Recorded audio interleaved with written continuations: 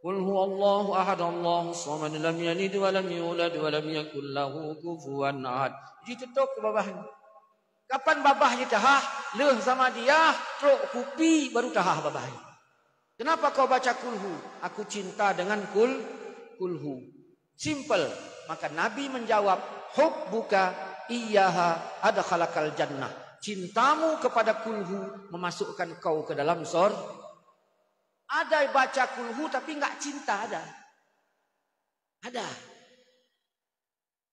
Maka baca ya baca, cinta ya cinta.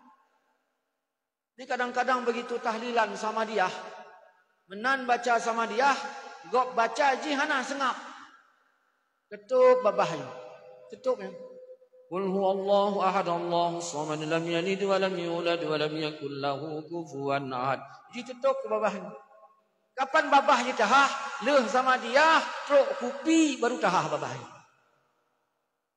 Palih pun nak. Nah yang lain. Ide. Kalau kamu ide.